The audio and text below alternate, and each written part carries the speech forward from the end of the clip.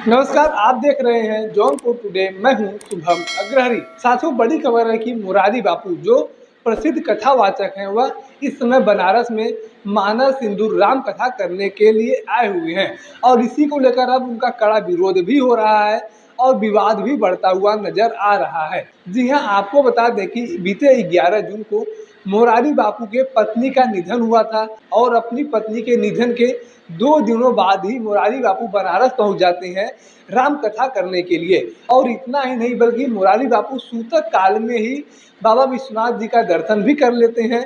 ऐसे में अब बनारस में इनका कड़ा विरोध हो रहा है और विवाद भी बढ़ता नजर आ रहा है। जी हाँ, जैसा आप सभी को पता है कि हिंदू धर्म में मान्यता है कि जब हमारे घर पर किसी प्रकार का निधन हो जाता है, किसी की मृत्यु हो जाती है, तो हमारे यहाँ सूतक काल लगता है और उस सूतक काल में हमारे यहाँ कोई पूजा पाठ नहीं किया जाता है। कम से कम सवा महीने तो बर्ताव किया ही जाता है। और लेकिन यहाँ पर समझने वाली बात यह है कि जिन धर्माचार्यों के द्वारा इस तरीके का रूल रेगुलेशन बनाया गया है, उन्हीं धर्माचार्यों के द्वारा इस रूल रेगुलेशन को पालन नहीं किया जाता है। मुरारी बापू कोई छोटे मोटे कथावाचक नहीं है, विश्व भर के प्रसिद्ध कथावाचकों में से एक है। लेकिन जब इनके घर पर इनके ही पत्नी का निधन हुआ तो ये 2 दिन बाद ही बनारस पहुंच जाते हैं राम कथा करने के लिए, जिसको लेकर अब बनारस के तमाम आचार्यों के द्वारा, पुरोहितों के द्वारा विरोध किया जा रहा है। ज्योतिषाचार्य कृष्ण शास्त्री के द्वारा लिखा गया कि मुरारी बापू जी के पत्नी का 11 जून को निधन होता है। वह 14 जून को मानस सिंदूर राम कथा करने के लिए काशी पहुंच जाते हैं और वह इतना ही नहीं बल्कि बाबा विश्वनाथ जी का दर्शन भी कर लेते हैं। क्या यही सनातन धर्म के आचार्यों का गुण होता है? सूतक काल को भी उनके द्वारा नहीं माना जाता है।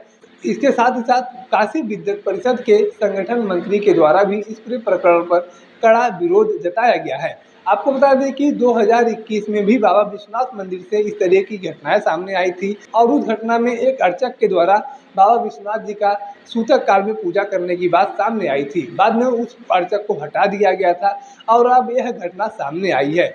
इसको लेकर जब मुरारी बापू से बातचीत किया गया पत्रकारों के द्वारा, तो उनके द्वारा बताया गया कि हम वैष्णव परंपरा को मानने वाले हैं, हम वैष्णव संप्रदाय के संत हैं। न ही हम क्रिया करते हैं और ना ही हम उत्तर क्रिया करते हैं।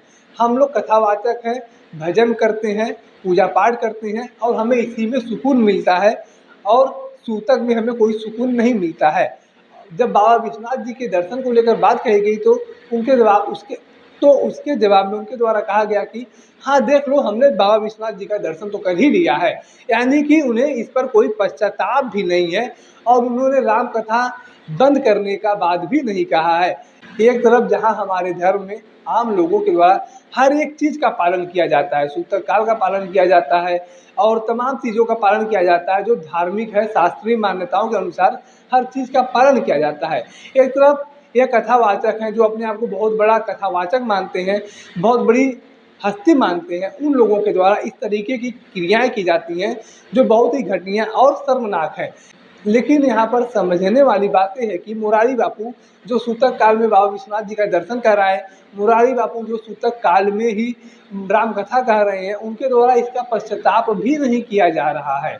इसको लेकर उनके द्वारा कोई खेद भी प्रकट नहीं किया जा रहा है। मतलब उनके द्वारा अपनी गलती को स्वीकार भी नहीं किया जा रहा है और न ही इस बात को कहा जा रहा है कि हाँ तो अब हम आगे से इस तरीके के कार्य नहीं करेंगे या अभी से हम कथा का विश्राम कर देंगे।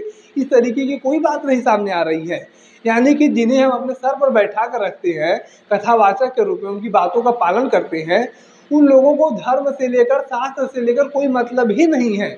इस तरीके के कथावाचकों से हमें दूर होना चाहिए, इस तरीके के धर्माचार्यों से हमें दूर होना चाहिए। इस तरीके के कथावाचकों का महिमा मंडन करने से हमें बचना चाहिए। बाकी इस पूरे प्रकरण पर आपकी कोई राय है तो आप कमेंट बॉक्स में लिख सकते हैं। अगर आप वीडियो को फेसबुक पर देख रहे हैं तो पेज को फॉलो करें, यूट्यूब पर देख रहे हैं तो चैनल को सब्सक्राइब करना ना भूलें। साथ ही साथ आप हमारे पेज को, हमारे चैनल को इंस्टाग्राम और ट्विटर पर भी फॉलो कर सकते हैं। धन्यवाद।